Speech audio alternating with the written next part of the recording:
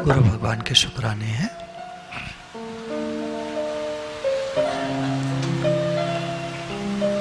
तीन तरह से अभ्यास होता है। हम लोग संसार में रहने वाले, अपने को शरीर मानने वाले जीव प्राणी अपने स्वरूप को नहीं जानते। भगवान को मानते तो हैं क्योंकि सुना है बचपन से कोई भगवान है, तो मानते तो हैं अंदर में, लेकिन मैं कौन हूँ इसका ज्ञान अभी अब हमको ठीक से नहीं है। सुना है गुरु के मुख से कि मैं शरीर नहीं हूँ, मैं आत्मा हूँ। फिर भक्ति में आए तो हमने एज्यूम किया कि मैं भक्त हूँ। सुना हमने कि मैं भगवान का हूँ, कभी विश्लेषण नहीं किया। देखिए, एक चीज को अगर हम ध्यान दें, भगवान गीता में 12वें अध्याय में दूसरे श्लोक में कह रहे हैं, मुझ में मन को एकाग्र करके निरंतर मेरे भजन ध्यान में लगे हुए जो भक्तजन अतिशय श्रेष्ठ श्रद्धा से युक्त होकर मुझ सगुण रूप परमेश्वर को भजते हैं, वे मुझको योगियों में अति उत्तम योगी मान्य हैं और वे मुझको ही प्राप्त होते हैं।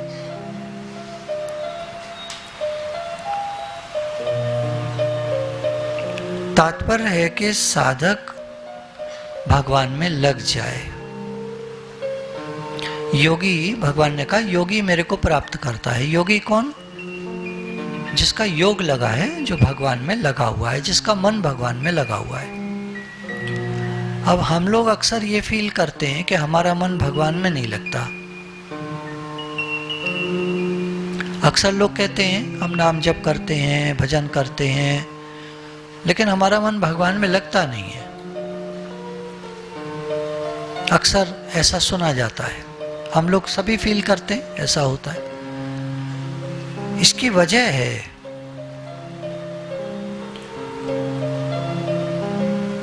हम जानते नहीं कि हम कौन हैं।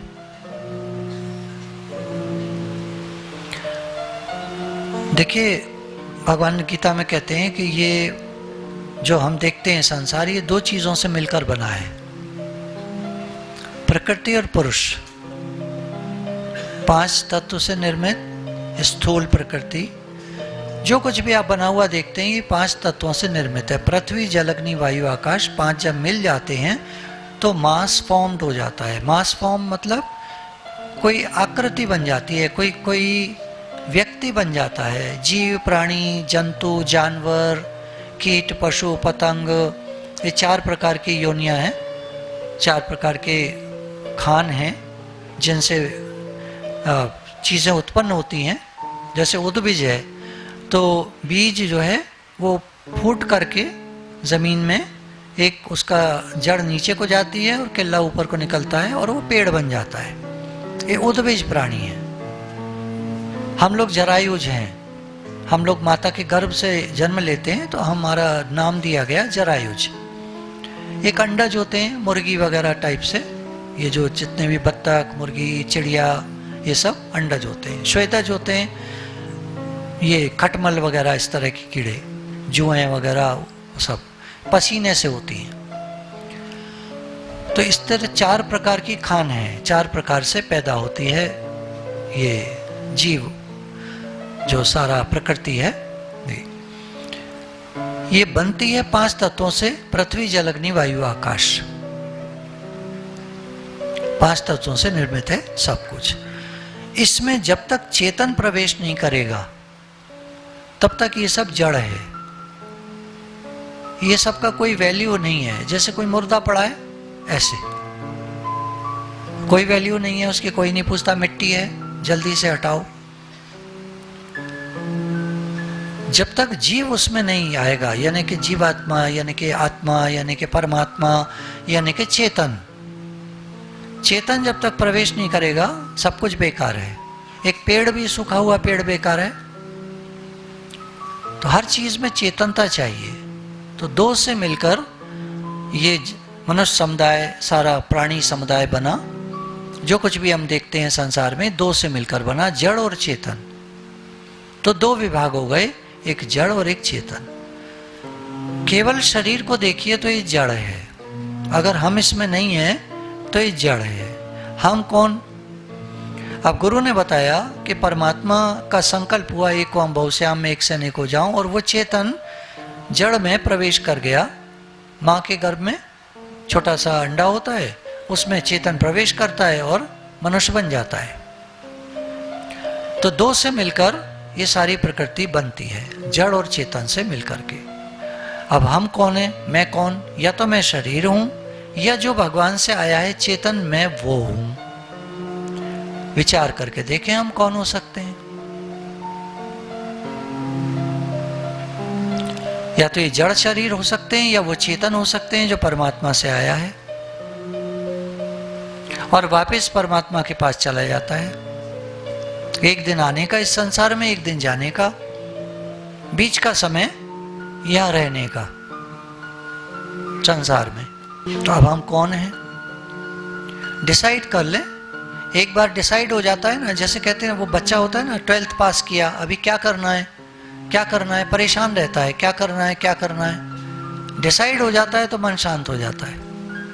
फिर करे अपना, पढ़े, उसके बाद नौकरी करेगा, सब करे। नौकरी कौन सी करनी है, कौन सी करनी है, डिसाइड हो जाता है तो मन शांत हो जाता है। अक्सर हमने देखा है, चप्पल आपको कौन सी लेनी है, डिसाइड हो जाता है तो शांत हो जाता है ना मन, नहीं तो परेशान रहता है। कौन सी लेनी है, कौन सी लेनी है, ठीक नहीं निकली, वो ठीक नहीं निकली, इस कंपनी की ठीक नहीं है, उस कंपनी की ठीक नहीं है, अब वो बची है उसकी लेकर देखते हैं। जूता हम लोगों का, इसका लिया, उसका लिया, इसका लिया, उसका लिया, अब की बार तीसरी एक और कंपनी का लिया है, देखते हैं कैसा निकलता है, नहीं तो फिर वो भी बेकार है। डिसाइड करना पड़ता है ना। तो डिसाइड कर ले हम लोग कौन है, शरीर हैं या वो चेतन है जो परमात्मा से आया और परमात्मा के पास वापस जाएगा। आप लोगों का मन क्या कह रहा है, क्या डिसाइड करना चाहिए?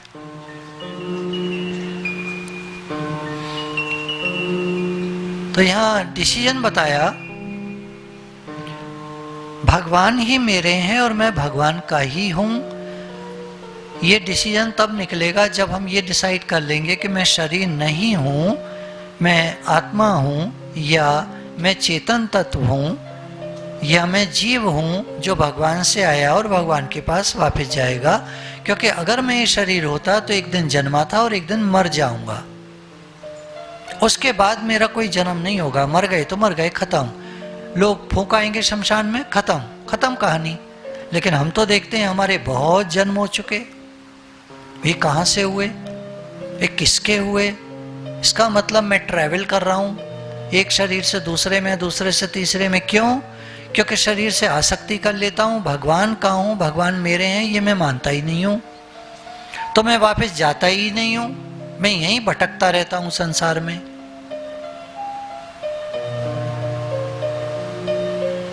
अब भटकते रहना है यहीं पर, ठोकरें खाते रहना है। क्योंकि अभी तो हम लोग यंग हैं, या थोड़े से प्रौढ़ अवस्था है, थोड़ी बड़ी एज हो गई है, अभी उतने बूढ़े नहीं हुए जब घर में पड़े हों और खांस रहे हों और कफ गले में अटक जाता है, सांस नहीं आती है, घड़घड़ होती है, हाय हाय पुकारना चाहते हैं, मुंह से आवाज नहीं निकलती है, तड़पता है, बेचैन होता है आदमी, न मरता है न जीता है, अजीब सी हालत हो जाती है। अभी वो स्टेज नहीं है हमारी, इसलिए हम लोग खुश हैं। अभी हम लोग सब लगे पड़े हैं काम में, धंधे में, इसमें उसमें, ये करना है वो करना है। अभी तो बहुत जीना है, मरना तो है ही नहीं किसी को। हम सभी एवर लास्टिंग है, हमेशा, कभी नहीं मरेंगे। तो द एंड डे का हम विचार करना ही नहीं चाहते, क्योंकि अगर वो विचार एक बार कर लेंगे तो हम डिसाइड कर लेंगे फट से, हु एम आई, मैं शरीर हूं या मैं आत्मा हूं, डिसाइड कर लेंगे। हमने सुना, अच्छा लगा, मैं आत्मा हूं, यस वेरी गुड, मैं आत्मा हूं। सुना, एक्सेप्ट भी किया, मन ने थोड़ा विचार किया तो एक्सेप्ट भी किया, लेकिन डिसीजन नहीं हुआ अभी, क्योंकि बार बार हम रहते शरीर भाव में ही हैं।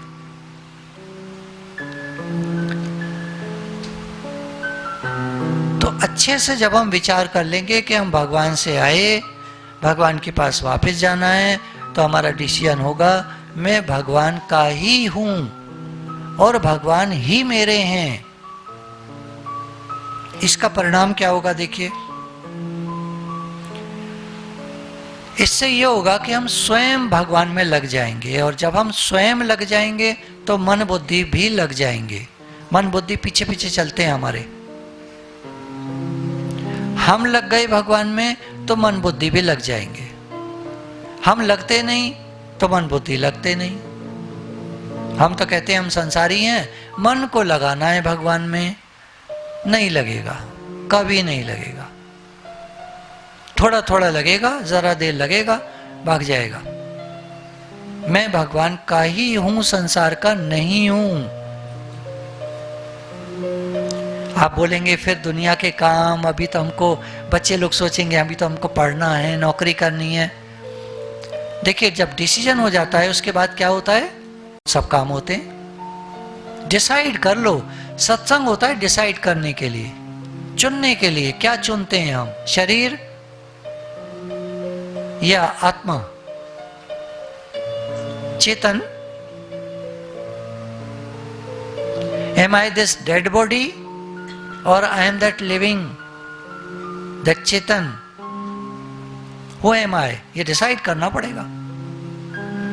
तो साधक से भूल यह होती है कि वह स्वयं को संसारी मानता है और मन बुद्धि को भगवान में लगाने का प्रयास करता है। स्वयं भगवान का हुए बिना मन बुद्धि को भगवान में लगाना कठिन है। इसलिए साधकों की यह व्यापक शिकायत रहती है कि हमारी मन बुद्धि भगवान में नहीं लगते। अब कह रहे हैं देखो, अगर तुम मन बुद्धि को एकाग्र कर भी लोगे, भगवान में लगाने का प्रयास कर लोगे, एकाग्र कर लोगे, तो तुम्हारी समाधि तो लग जाएगी, लेकिन कल्याण नहीं होगा, अर्थात मुक्ति नहीं होगी। एक योगी आया भगवान राम के पूर्वजों के पास, राजा दिलीप थे उनके पास, कहता है मैं समाधि लगा सकता हूं, आप मुझे जमीन में गाड़ दो, थोड़े दिन बाद निकाल लेना, जिंदा निकलूंगा। बोले ठीक है, इनाम क्या लोगे? बोला वो घोड़ी लूंगा जो आपके राज्य में, आपके यहाँ है, वो सबसे तेज भागती है। राजा दिलीप ने कहा मेरे को तो नहीं देनी वो घोड़ी। तो बोलता है आप मेरा कर्तव्य देख लो, खुश होकर दे दोगे आप मुझे? कहते हैं अच्छा ठीक है। जमीन में गाड़ देते हैं एक बक्सा बना के, और वो ध्यान समाधि लगा लेता है, योग लगा लेता है। राजा दिलीप को जो मंत्री होते हैं वो कहते हैं महाराज काफी सारे दिन बीत गए हैं, उसको निकालना है क्या? वो कहते हैं भूल जाओ, घोड़ी मेरे को नहीं देनी है, भूल जाओ। मंत्री कहता है ठीक है। वशिष्ठ मुनि एक दिन भगवान राम से कहते हैं कि राम जी ऐसा ऐसा आपके राज्य में पहले हो चुका है, क्या उस योगी को निकाल कर देखें? 500 साल बीत गए हैं। तो राम जी कहते हैं हाँ, अरे ऐसा क्यों करा हमारे पूर्वजों ने, निकलवाओ उसको, देखते हैं। शायद निकाला गया बक्सा, सब चारों तरफ दीमक लग गई थी, अंदर में बहुत ही मतलब जैसे थोड़ी सी आकृति खराब सी हो थोड़ा, तो व्यक्ति निकला, उसको जगाने का प्रयास किया, काफी देर लगी, काफी टाइम लगा, कितना पता नहीं। उसके बाद जब वो जागा तो फिर से स्वस्थ हो गया, एकदम वैसे यंग जैसे बैठा था। और वो जब जाग गया तो बोलता है लाओ घोड़ी। तो राम जी कहते हैं ये घोड़ी क्या बोल रहा है ये? तो वशिष्ठ जी सारी कथा सुनाते हैं कि ऐसा ऐसा हुआ था। तो राम जी कहते हैं 500 साल समाधि में रहने के बाद भी इसकी वासना वैसी की वैसी है, जीवित। तो यहां पर कह रहे हैं कि अगर अपने को शरीर मानेंगे और भगवान में ध्यान लगाएंगे तो यही स्थिति बनती है, समाधि लग जाएगी, बोलते हुए हम ज्ञानी हो जाएंगे, लेकिन रहेंगे वैसे के वैसे ही। तो क्या करना है? तात्पर्य है स्वयं अपने आप को भगवान के अर्पित कर देना, और इसी को उपासना कहते हैं। उपासना है भगवान के पास बैठ जाना अंदर से। ये सारी बात अंदर की होती है। आप सत्संग जितना सुनते हैं ना, ये सब अंदर के लिए होता है, बाहर के लिए नहीं। बाहर आप जैसे काम करते हैं करो, आप जहां रहते हैं, जो खाते हैं, जो करते हैं, वो व्यवहार है। इंटरनल चेंज आना चाहिए। मुक्ति होती है अंदर के चेंज से, बाहर से नहीं। बाहर से हमने तिलक लगा लिया, माला पहन ली, पूजा में बैठ गए, 6-6 घंटा पूजा करते हैं रोज, उससे मुक्ति नहीं होती है। मुक्ति होती है अंदर के परिवर्तन से। मैं भगवान का ही हूं, बस। बाकी काम सब हो रहे हैं, संसार है, मिला है शरीर, संसार में रह रहे हैं हम। बच्चों को नहीं पालेंगे तो कैसे होगा, पढ़ाएंगे नहीं तो कैसे होगा, नौकरी नहीं करेंगे तो कैसे होगा, वो लोग नौकरी नहीं करेंगे तो कैसे चलेगी, उनका घर परिवार कैसे चलेगा। इसलिए बाहर का सब कुछ ठीक है। स्वयं को भगवान के अर्पित करने से नाम जप, चिंतन, ध्यान, सेवा, पूजा आदि तथा शास्त्रवेद क्रिया मात्र स्वतः भगवान के लिए ही होती है। फिर क्या हो जाएगा? इंटरनल परिवर्तन। अब हम काम कर रहे हैं, कोई पूछे किसके लिए करते हो, ये अंदर की बातें हैं, भगवान के लिए करते हैं। किसके लिए खाते हो? भगवान के लिए खाते हैं, भगवान का दिया प्रसाद पाते हैं। अब भोजन प्रसाद हो गया, हमारा चलना परिक्रमा हो गया, हमारा कार्य करना भगवान की सेवा हो गई। चेंज हो गया एकदम। तो इंटरनल चेंज है, बाहर से सब कुछ वही हो रहा है, लेकिन अंदर का परिवर्तन हो गया। हम शरीर से मैं क्यों जोड़े रहते हैं, मैं शरीर हूं ऐसा हम क्यों इस बात को पकड़े रहते हैं? क्योंकि हमारी सुख बुद्धि है, संसार से हम सुख लेना चाहते हैं।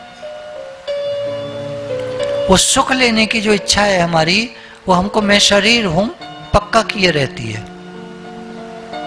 हमें पता ही नहीं है कि भगवान में कितना आनंद है।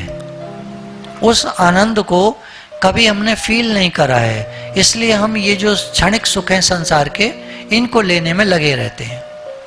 एक बार संसार से मन को हटाकर, शरीर को हटाकर नहीं, मन को हटाकर भगवान में लगा दें, उसके बाद जो आनंद आएगा, वो आनंद पाने के बाद हम एकदम भूल जाएंगे कि मैं शरीर हूं।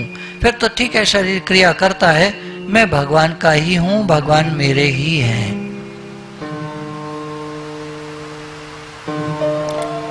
फिर मन नहीं हटेगा वहां से, क्योंकि स्वयं का निश्चय हो गया, मेरा अपना निश्चय हो गया कि मैं भगवान का हूं।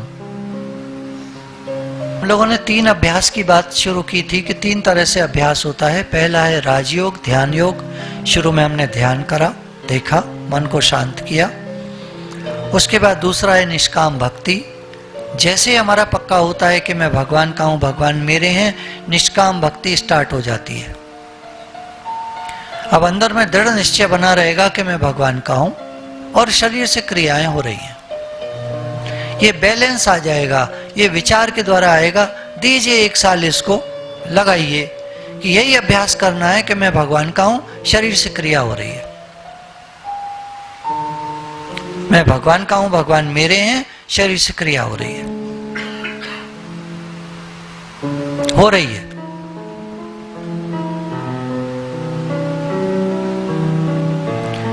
तीसरा आता है विचार मार्ग, जहां एक डिसीजन होता है, या फिर यहां भी डिसाइड करना है।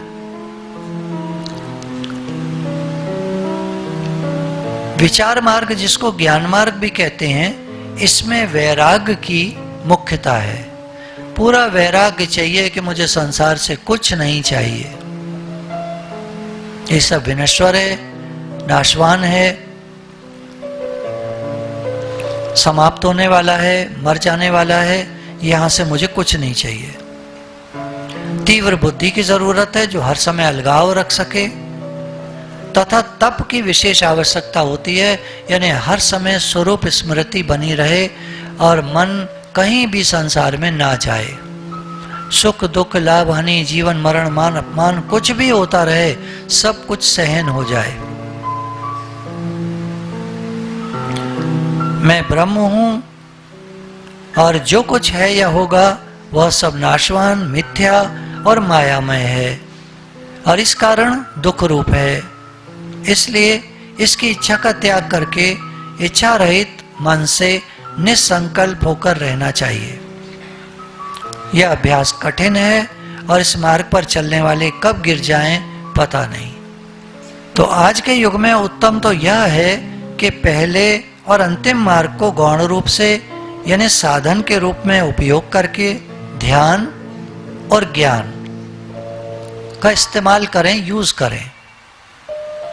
मध्य मार्ग यानी भक्ति को लेकर साधना करें, भक्ति से साधना करें और ध्यान थोड़ा कर लिया, मन शांत कर लिया, ज्ञान सुना, समझा, लगे रहें भक्ति में। ये दोनों सपोर्ट करेंगे, भक्ति को सपोर्ट करेंगे। अलगाव होगा ना बार बार, तो मैं भगवान का हूं, भगवान का क्यों? क्योंकि मैं शरीर नहीं हूं। भगवान से आया, भगवान के पास वापस जाना है, तो मैं भगवान का हूं। ये सपोर्ट होता रहेगा। फर्स्ट एंड थर्ड जो है ये सपोर्ट करने के लिए। मध्यम भक्ति ये हमारे लिए मेन होना चाहिए। तुमको जो मार्ग अच्छा लगे उस पर चलने की चेष्टा करो। पहला, दूसरा, तीसरा जो मार्ग अच्छा लगे उस पर चलने की चेष्टा करनी चाहिए।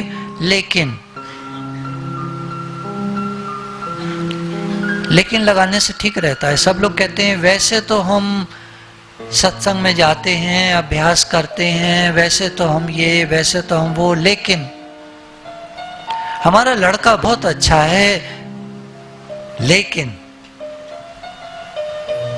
ऐसा आपने सुना होगा। हमारी लड़की तो बहुत अच्छी है, लेकिन हमारा घर वर सब बहुत अच्छा है, लेकिन वैसे तो हम खुश रहते हैं, लेकिन आप सुनते होंगे। तो तुमको जो मार्ग अच्छा लगे उस पर चलने का प्रयास करो, लेकिन याद रखो करोड़ों उपाय करने पर भी भोग की इच्छा का त्याग किए बिना, सुख की इच्छा का त्याग किए बिना अखंड शांति, अखंड आनंद, मोक्ष की प्राप्ति नहीं होती। करें जब तक मन में इच्छा है, कामनाएं हैं, तब तक मोक्ष नहीं मिलता। बार बार मनुष्य आवागमन के चक्र में आता जाता है, बार बार शरीर धारण होता है। सारे शास्त्रों का लक्ष्य इच्छा त्याग के रहस्य में है। सारे शास्त्र एक ही बात कहते हैं, इच्छाओं का त्याग करो, कामनाओं का त्याग करो, वासना का त्याग करो।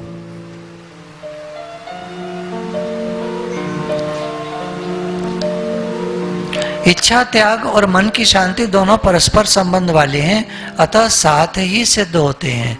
हम मन की शांति चाहते हैं, हम सब लोग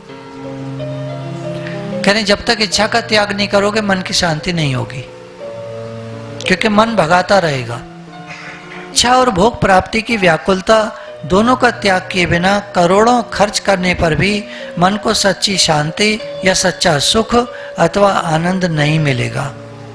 जब तक मन में हमारी इच्छाएं हैं, भोग प्राप्ति की व्याकुलता है, जल्दी मिले, ये मिले, वो मिले, हमारे अंदर में ये व्याकुलताएं हैं, ये जब तक समाप्त नहीं हो जाती, इनका त्याग नहीं हो जाता, तब तक करोड़ों खर्च करते रहो, मन की शांति नहीं मिलेगी, नहीं मिलेगी। हमको दिखता है बड़ी बड़ी बिल्डिंग्स, बड़ी बड़ी चीजें, बड़ा बड़ा ये, बड़ा बड़ा वो, मन आकर्षित होता है, हम भी चाहते हैं हमारे ये हो, हमारे वो हो, और ये हमको दौड़ाता रहता है और मन की अशांति बनी रहती है। हर एक कोई परेशान दुखी सा रहता है अंदर में।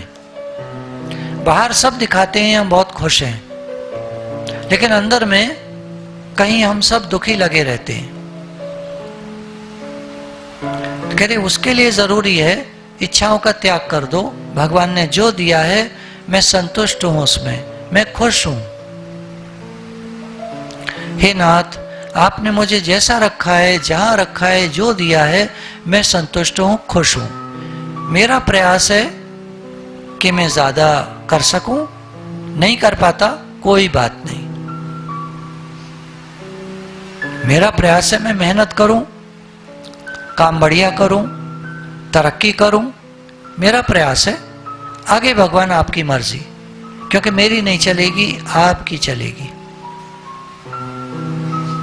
प्रयास में तो कोई दिक्कत नहीं है, प्रयास हम सभी कर सकते हैं। लेकिन मैं ये चाहता हूं, बस दुख शुरू।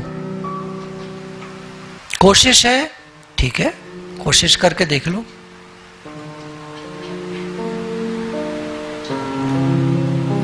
तो सच्चा सुख, आनंद, शांति हम चाहते हैं तो इच्छा और भोग प्राप्ति की व्याकुलता दोनों को त्याग देना होगा। समस्त कामनाओं का त्याग करके या तो भगवान की उपासना करने से या ब्रह्मनिष्ठ सद्गुरु की सेवा से ज्ञान प्राप्त होता है। ज्ञान प्राप्त करना है तो सारी कामनाओं का त्याग कर दो, भगवान की उपासना करो, या कोई ब्रह्मनिष्ठ सद्गुरु मिल जाए तो उनकी सेवा करो, उनकी सेवा में रहो, वहां पर ज्ञान प्राप्त हो जाएगा। सद्गुरु की सेवा करने से गुरु महाराज प्रत्यक्ष बोध प्रदान करते हैं। भक्ति मार्ग में निष्काम उपासना करने से भगवान प्रत्यक्ष ज्ञान या दर्शन प्रदान करते हैं। इन दोनों उपासनाओं के सिवा तीसरा मार्ग नहीं है। उपासना दो तरह से होती है, गुरु के पास या भगवान की। कोई भी करो, जो अच्छी लगे वो करो। भगवान की उपासना करनी है, घर में रहकर करो, सारा सेवा कार्य भगवान के लिए करो। भगवान के लिए जीते हैं, भगवान के लिए खाते हैं, भगवान का घर है। वो दृष्टांत है ना, महात्मा जी आए घर में, माता जी से पूछा, माता जी घर किसका है? बोले देखिए ये जो नीचे का फ्लोर है इसमें रहते तो हम लोग हैं, मैं और मेरे पति, लेकिन है ठाकुर जी का। आइए आपको और दिखाती हूँ। फर्स्ट फ्लोर पे ले गई। महात्मा जी ने कहा ये किसका है? ठाकुर जी का है, रहता बड़ा लड़का है। सेकंड फ्लोर पे गई, ये किसका है? ठाकुर जी का है, रहता छोटा लड़का है। और ऊपर गए, छत पर मंदिर बना हुआ था, बोले ये किसका है? बोले ये मेरा है, ठाकुर जी मेरे हैं। मंदिर तो ठाकुर जी का है लेकिन ठाकुर जी मेरे हैं। तो सीधी बात है, हम घर में रहते हैं, घर किसका है? भगवान का है। सब कुछ भगवान का है, पर मैं किसका हूं? मैं भगवान का हूं। मैं भगवान का हूं, भगवान मेरे हैं। सब कुछ भगवान का है, भगवान का कार्य करते हैं, भगवान का दिया प्रसाद पाते हैं, भगवान के लिए चलते हैं, भगवान के लिए आते जाते हैं, सब कुछ भगवान का कार्य करते हैं। मैं कुछ नहीं, यही भगवान, सब कुछ भगवान है। करने कराने वाले, सारी सामर्थ्य उनकी, सारी शक्ति उनकी, सारी कृपा उनकी, सब कुछ वे ही हैं। गुरु भगवान के शुक्राने।